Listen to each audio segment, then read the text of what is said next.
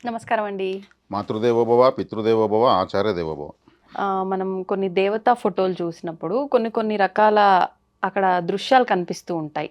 అలా తీసుకుంటే నేను కొన్ని కొన్ని చూడడం జరిగింది. అమ్మవారి కాళికామాత పాదాల కింద శివుడు ఉన్నట్టుగా మనకు కనిపిస్తూ ఉంటుంది. అంటే శివుడాజ్ఞ లేనిదే చీమైనా కుట్టదు. ప్రతీది మనం ఏం చేసినా అంతా ఆయన కనుసన్నల్లోనే జరుగుతుంది అని చెప్పి. అంటే అమ్మవారి పాదాల కింద ఆయన ఉండటం కూడా అది ఆయన ఆజ్ఞేనా? అసలు ఇలా ఉంది అనంటే మామూలుగా ఇప్పుడు ఆడవారు, మగవారు విషయానికొస్తేనే మగవారిని కొంచెం హైలో ఉంచి ఆడవారు వాళ్ళ దగ్గర కొంచెం తక్కువగా ఉండే విధంగా అంటే వాళ్ళకి రెస్పెక్ట్ ఇవ్వాలి. ఈ రకంగా భావిస్తారు.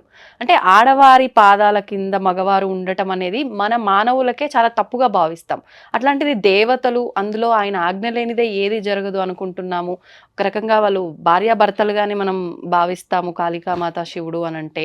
మరి ఆవిడ పాదాల కింద ఈయన ఉండటం ఏంటి? దీని వెనకాల ఎంతో డెప్త్ మీనింగే ఉండుంటుంది. ఏదో ఆంతర్యం ఉండుంటుంది అనిపిస్తుంది.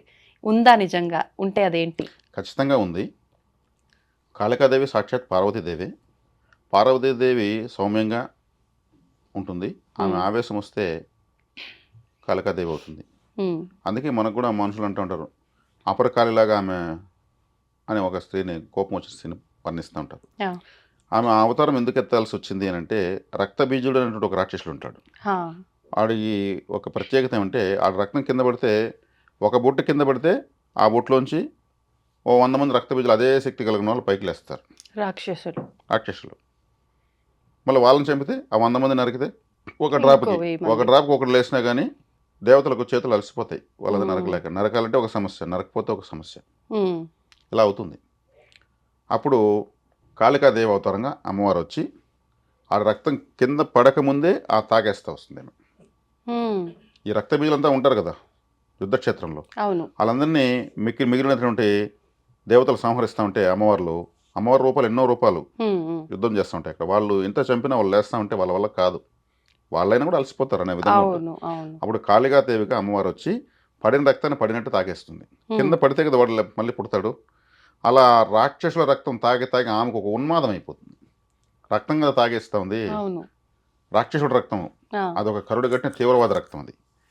అలా తినేసి ఆ యొక్క రక్తానికి ఆమె రక్తం మరిగిన నాలుకలాగా ఆమెకి ఒక పెద్ద హైవే లాగా చేస్తుంది ఆమె నాలుక. విపరీతమైనటువంటి అవతారం ఎత్తి స్ప్రెడ్ చేస్తూనే ఉంది. స్ప్రెడ్ చేసి ఎక్కడిదక్కడ ఆమె తీసుకునేస్తుంది. ఆహారంగా తీసుకునేస్తుంది. హ్మ్. చివరికి ఎవరు ఉండరు. ఆ యుద్ధక్షేత్రం మొత్తం తినేస్తుంటుంది. ఈ దేవతలు పడి దేవతలు దూరం అయిపోతారు. ఈమె ఉంటే ఈమె మనల్ని కూడా తినేస్తుంది అనేసి.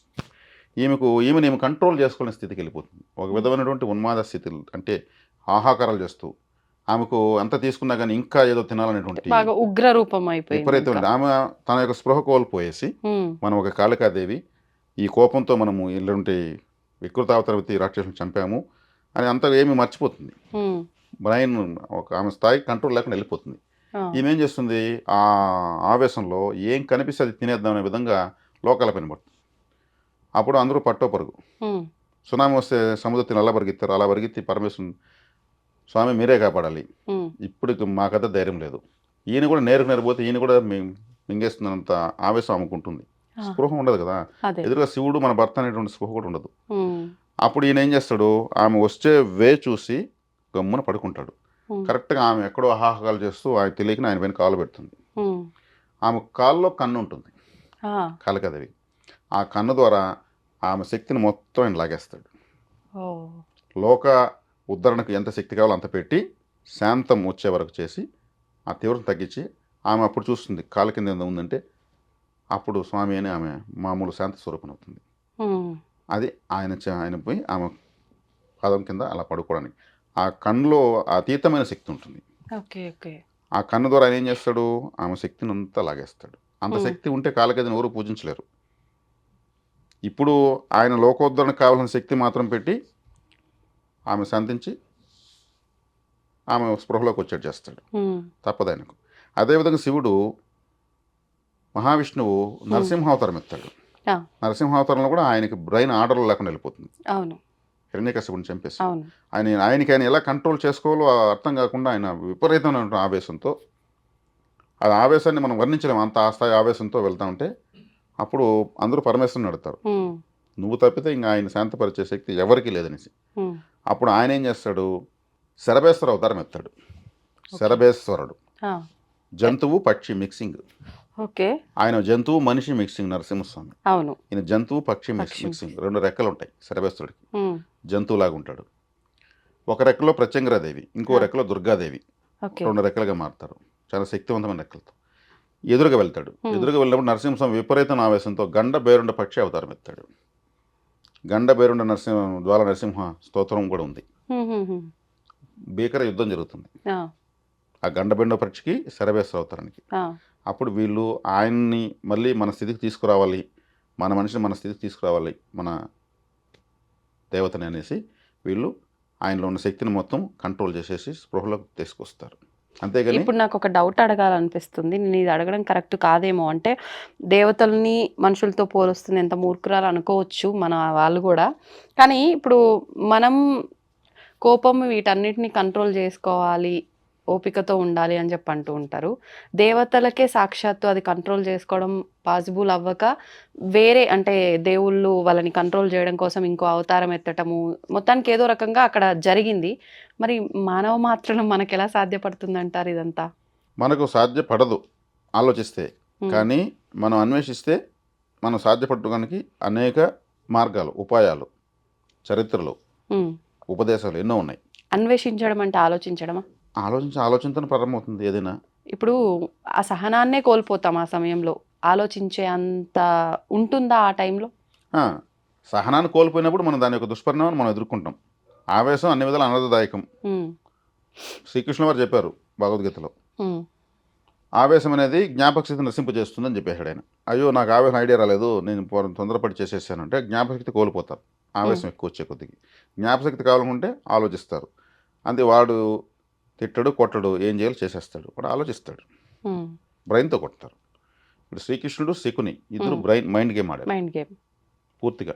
అవును. ఫైనల్గా నేను ఆయుధం పట్టును యుద్ధం చేయను అన్నాడు, కానీ యుద్ధం అంతా ఆయన చేశాడు. హ్మ్. హ్మ్. కౌరవులకి పాండవులకి యుద్ధం అవసరమా, వాళ్ళకి ఇచ్చేస్తే పోతుందనే లెక్కలు కూడా వచ్చింది అవును. డిస్కషన్స్ ఉద్యోగ పర్వంలో. హ్మ్. కానీ యుద్ధం వాళ్ళకి కాదు అవసరం, శ్రీకృష్ణుడికి అవసరం. శ్రీకృష్ణుడు వద్దుని కన్ఫర్మ్ చేయించాడు. హ్మ్. కన్ఫర్మ్ చేయించి యుద్ధాన్ని నడిపించి అందరికీ మట్టుకు పెట్టేశాడు ఆయన. అంటే మోక్షాన్ని ఇచ్చాడు. ఆ! వీళ్ళంతా కలియుగంలో ఉండకూడదు. ఆయనకే పెద్ద టెన్షను, వీళ్ళకి కాదు టెన్షను. హ్మ్. శ్రీకృష్ణుడి వరకు టెన్షను. హ్మ్. ఆయనతో కూడా యనమనుగురు నరనారాయణులు ఆయనతో శ్రీకృష్ణుడు సమానంగా యుద్ధం చేసే వాళ్ళని కూడా దుర్యోధనకి ఇచ్చేసాడు. సృష్టించారా? ఆ! ఓకే. వాళ్ళు కూడా మోక్షం వేయాలి, తన పక్క పెట్టుకుంటే చంపలేడు. అవును. అటువైపు పెడితే వాళ్ళు అటువైపు వాళ్ళ ద్వారా అంటే ప్రతిది ఒక ప్రణాళికే. పూర్తిగా మైండ్ గేమ్, ప్రణాళికే హ్మ్. అది. ఓకే. కాబట్టి ఇక్కడ ఆవేశాన్ని కోల్పోతున్నాము అంటే మనం మన యొక్క మానసిక అదుపును కోల్పోతున్నాం అని అర్థం. హ్మ్. దానికి జరిగిన దానికి తర్వాత అప్పుడు ఇంకా మెచ్యూరిటీ ఎక్కువ అవుతుంది. తప్పు చేసి ఇలా అయింది కదా, ఇంక ఫ్యూచర్లో చేయకూడదు, ఆ హ్మ్. మెచ్యూరిటీ వస్తుంది. అవును. Mistakes are increase your talent, mistakes are increase your future. అవును. తప్పు చేయకపోతే వాడు జడపదార్థమే. ఏ తప్పు చేయదు, క్రమశిక్షణ అంటే క్రమంగా శిక్షించుకోవడం అర్థం. హ్మ్. హ్మ్. కాబట్టి ఇక్కడ సమయ సందర్భాన్ని బట్టి లైఫ్ అంటే ఒక లాజిక్. ఆ లాజిక్ ఏంటో ఏదైనా ఆలోచిస్తే అర్థమవుతుంది. దాని ప్రకారం వెళ్ళగలిగితే అద్భుతంగా ఉంటుంది. హ్మ్. సమస్యలు రావాలా, రాకపోతే దురదృష్టమే. ఓకే. ఏ సమస్య లేనివాడు అదే పెద్ద సమస్య. ఇప్పుడు మీరు చెప్పిన అంటే ఈ ఉదాహరణ తీసుకొని గూడా ఇప్పుడు మీరు ఇంత వివరణ ఇస్తే అర్థమైంది.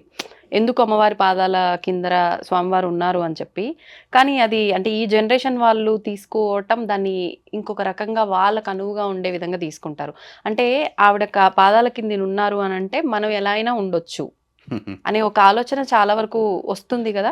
అంటే మనం ఏదైనా ఆలోచించే ముందు వాస్తవం తెలుసుకొని చేస్తే బావుంటుంది. నన్ను డీకోడ్ చేసుకోవాలి దాన్ని. కరెక్ట్. పార్వతీదేవి అడిగిందంట శివుడిని, హ్మ్. స్వామి నేను ఎన్నో అవతారాలు ఎత్తాను, హ్మ్. మనం అదే దంపతులకు అందరూ మనల్ని అన్ని లోకాలు పూజిస్తారు, నేను ఏ అవతారంలో ఉంటే నేను ఎక్కువ నచ్చుతాను అని అడిగిందంట. ఆ! పరమేశ్వరుని భర్తను. నువ్వు కాళీ అవతారంలో ఉంటే నాకు చాలా ఇష్టం అన్నాడంట.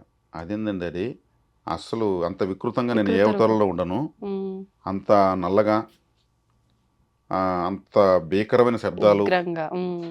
ఎవరో భయపడిపోతారు, ఆ అవతల నేను ఎట్లా నచ్చుతానంటే లోకోద్ధరణ కోసం నువ్వు నీ ఆవేశంలో ఉన్న అందం నాకు మాత్రమే తెలుసునంట ఆయన. ఓహ్!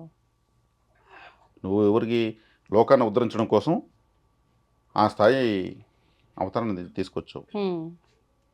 అప్పుడు నీ యొక్క బాధ్యతాయుతమైనటువంటి నీ ముఖవర్చస్సు నాకు చాలా ఇష్టము అన్ని హ్మ్. అవతారాలకి. అందుకే ఆమె దశమహావిద్యలో మొదటి దేవత కాళీతో కాళీ. స్టార్ట్ అవుతుంది. ఓకే. అంటే అంత గొప్ప అవతారం కాళీ ఉమ్, అవతారం. ఉమ్, ఆమె కూడా ఇక్కడ శివుడు నన్ను చూసుకోదు, ఉమ్, కానీ ఆయన బాధ్యత, ఆమె యొక్క శక్తి, ఈ స్థాయి శక్తిని భరించే సామర్థ్యం సమస్త లోకాలకు లేదు. ఉమ్. ఆ శక్తిని మనం స్వీకరించాల్సిందని ఆయన అలా పడుకొని ఆ కన్నులోంచి తీసుకునేస్తాడు. Okay, okay. మనం ఇలాంటివన్నీ వింటుంటే మంచి మంచి మన లైఫ్‌కి సంబంధించిన కొన్ని విషయాలు దాంట్లోంచి తెలియకుండానే అర్థమైపోతుంటాయి. అర్థమైపోతాయి. నిజంగా చాలా బాగుందండి. నేనైతే ఈ టాపిక్‌కి ఫుల్లు హ్యాపీ. అంటే ఒక తెలియని విషయం తెలుసుకుంటే ఆ హ్యాపీనెస్ ఉంటది గదా! నాకైతే ఆ ఫీలింగ్ వచ్చింది నిజంగా ఈ టాపిక్ అయిపోయేసరికి. ధన్యవాదాలండి. ధన్యవాదాలు.